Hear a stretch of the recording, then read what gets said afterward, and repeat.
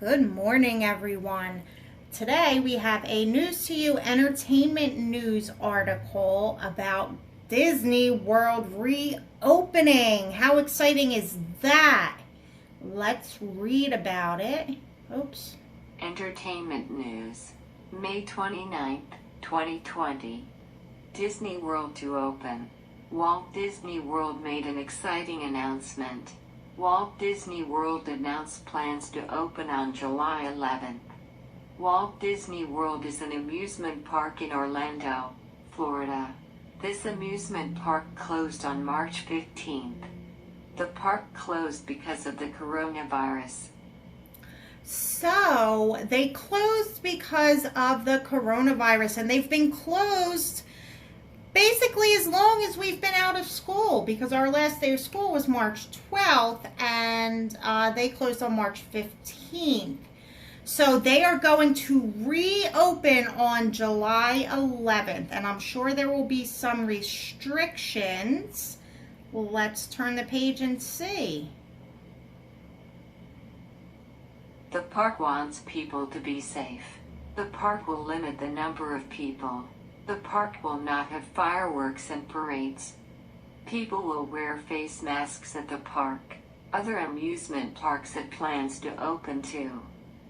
So they will have some restrictions, just like if we go out into public now, into a store, we want people to be safe. So the park's going to limit the number of people that they allow in there.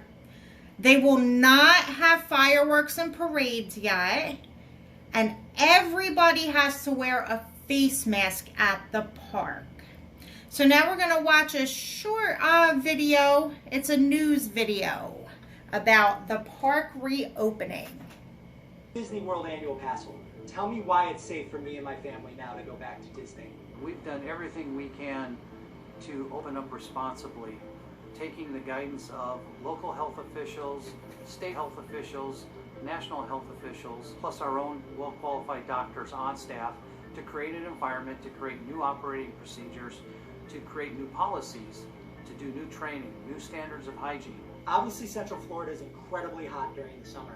How do you guys plan to enforce people wearing masks inside the park, since it's a mandatory guideline? Well, so far our experience has been that the guests have been very cooperative when it comes to wearing the masks. I think that's really going to be part of the contract of coming to Walt Disney World in any capacity. We're going to enforce that rule. It's for everybody's safety. We've had a great experience in Shanghai, and so far the experience at Disney Springs after only a short week is that guests are willing to wear the masks because they know it's for everyone's good. And yes, it's a little warm and humid, but when you're having a lot of fun, I've had this mask on pretty much the whole day, and you just forget about it after a while, and I think that's going to be part of maintaining the magic. The first phase will be at limited capacity, the plan said today, but it didn't say how much of a limited capacity would be. Can you tell me, is it 25%, 50%? So what we're doing is using the 6-foot social distancing in order to set what the capacity should be. And the capacity that we're going to open up with is actually slightly below where we really think we can reside with that 6 feet. We won't open up a park unless we can at least cover our variable cost, essentially, the cost to operate the park.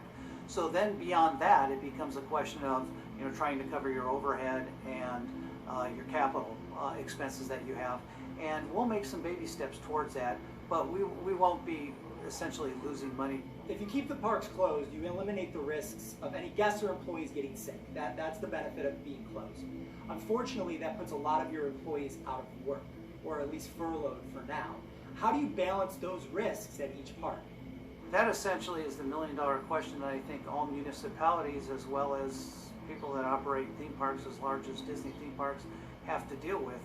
To some extent, there's a trust that's built up, I think, in Walt Disney Company that will operate responsibly when we do decide to open up. But we've got a myriad, layers upon layers upon layers of defenses against this virus. And whether it's temperature checks, we're going to be doing temperature checks daily for our cast members when they come to work every day. But also, we've sent them each their own personal thermometer so that they can take their temperatures even before they show up to work.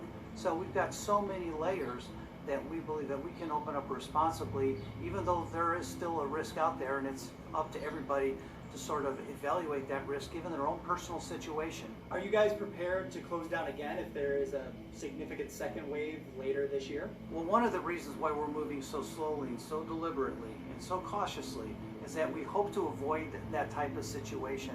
And we think by moving very cautiously and deliberately that we can mitigate the chances of that happening. All right. Well, that is very, very exciting news. Why won't this stop for me? I hope everybody enjoyed it. Have a great day.